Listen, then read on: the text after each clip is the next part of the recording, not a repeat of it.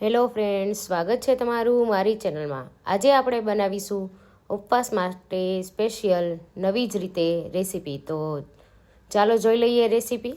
આજે આપણે સાબુદાણામાંથી એક નવી જ રેસીપી બનાવીશું, જેમાં તળવાની કોઈ પણ ઝંઝટ વગર એકદમ સરસ રેસીપી બનાવીશું। તો ચાલો જોઈ લઈએ રેસીપી। આ 1 કપ સાબુદાણા છે, તેને હું સારી રીતે વોશ કરી અને 2 થી 3 કલાક માટે પલાળી રાખવાના છે। આમાં પાણી સાબુદાણા ડૂબે એટલું જ રાખવાનું છે, વધુ પાણીનો ઉપયોગ આપણે કરવાનો નથી।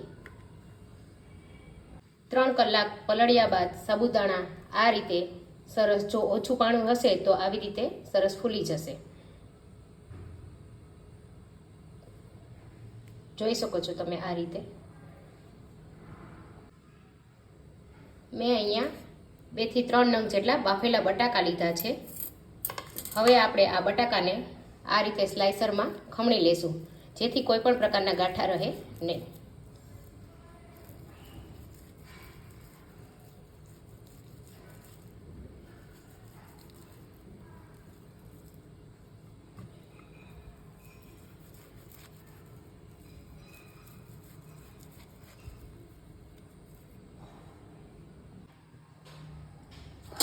હવે અહીંયા 1 ચમચી જેટલું જીરું, થોડો મરી પાવડર, અડધા કપ જેટલા સિંગદાણાનો ભૂકો બાઇન્ડિંગ માટે, ત્યારબાદ જરૂર મુજબ મીઠું,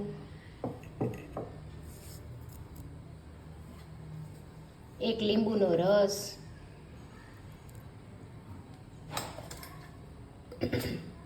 1 ચમચી આદુ મરચાંની પેસ્ટ।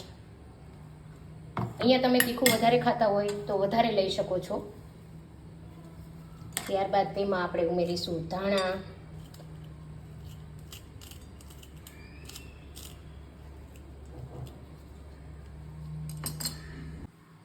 આ બધું આપણે સારી રીતે મિક્સ કરી લેવાનું છે।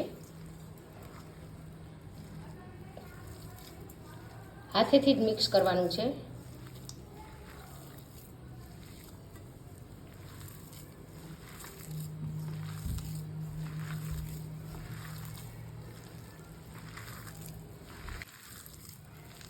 તમે જોઈ શકો છો કે આપણું સરસ બાઇન્ડિંગ થઈ ગયું છે આ રીતે। જો તમને વધારે પડતું ઢીલું લાગતું હોય તો તેમાં તમે સિંગદાણાનો ભૂકો ઉમેરી શકો। આપણું બેટર તૈયાર છે। ફરાળી ચટણી બનાવવા માટે મેં અહીંયા 1 કપ જેટલા ધાણા લીધા છે। ત્યારબાદ તેમાં આપણે ફુદીનાના પાન ઉમેરીશું। ત્યારબાદ તેમાં 1 ચમચી જેટલું જીરું, સ્વાદ મુજબ સિંધાલું નમક, 1 ચમચી જેટલા શિંગદાણા, 1 લીંબુનો રસ, 2-3 આદુના ટુકડા, 2-3 જેટલા મરચાં અને થોડા 3 થી 4 નંગ બરફના ટુકડા અને થોડું પાણી ઉમેરી સારી રીતે મિક્સ કરી લઈશું।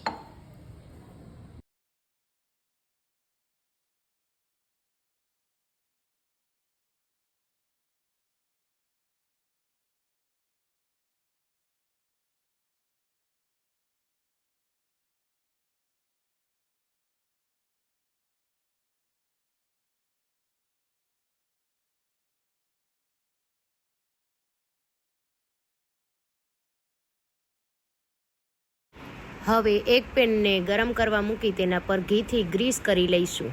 હવે આ રીતે થોડો મસાલો લઈ તેને આપણે આવી રીતે થાપતા જઈશું। થોડો પાણીવાળો હાથ કરી ફેલાવતા જઈશું।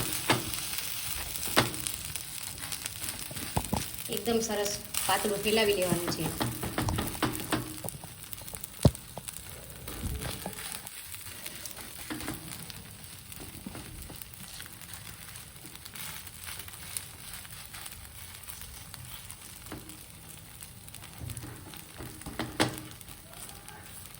આ પ્રક્રિયા ધીમા ગેસે જ કરવાની છે।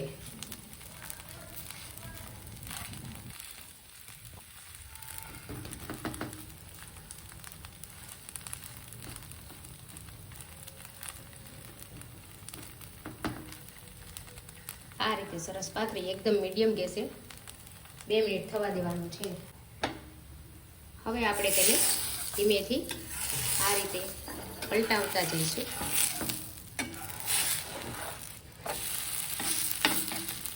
તમે જોઈ શકો છો કે એક બાજુ કેટલો સરસ આપણો કલર આવ્યો છે. આ જ રીતે બીજી બાજુ પણ આપણે શેકી લઈશું.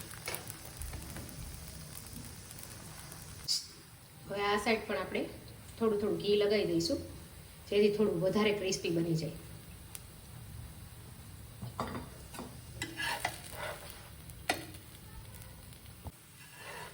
હવે તેને આપણે પલટાવી લઈશું. સેમ આ બાજુ પણ થોડું આપણે ઘી લગાવીને રાખી દઈશું.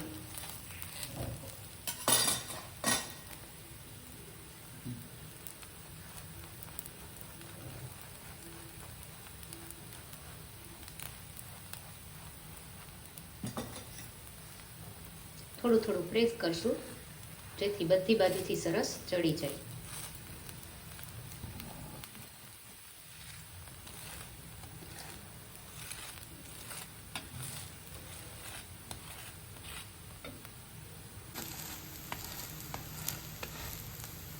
ઓછા તેલમાં ખાવા માટે આ નાસ્તો બેસ્ટ છે. હવે આપણું થાલીપીઠ એકદમ તૈયાર છે સાબુદાણાનું. આપણે તેને એક ડીશમાં કાઢી લીધું છે. હવે આપણે સેમ એ જ પ્રોસેસથી બીજું પણ બનાવીશું.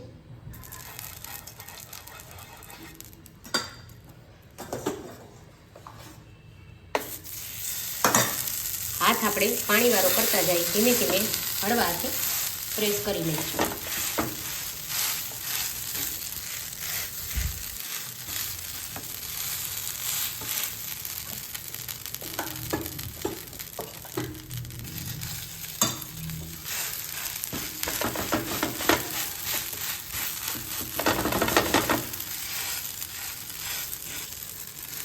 આ રીતે બધી જ બાજુથી એક સરખું પ્રેસ કરી હળવા હાથે સરસ ગોળ રાઉન્ડમાં આપણે બનાવી લઈશું.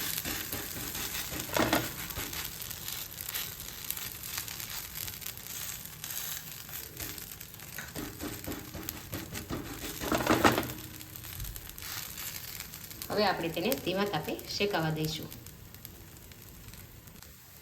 હવે આપણે તેને પાછું પલટાવી લેવાનું છે. આ રીતે સરસ મજાનો કલર આવશે.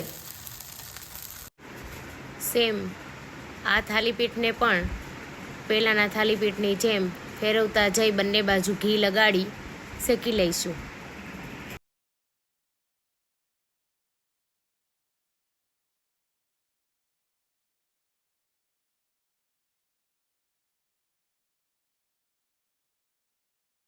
આને પણ આપણે પ્લેટમાં કાઢી લઈશું.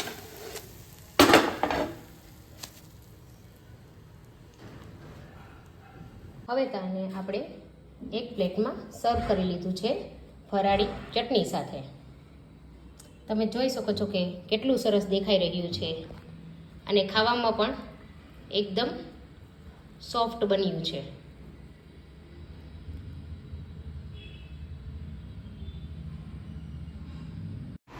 જો તમને મારી આ રેસીપી પસંદ આવી હોય તો મારી ચેનલને લાઈક, શેર, સબસ્ક્રાઈબ કરજો.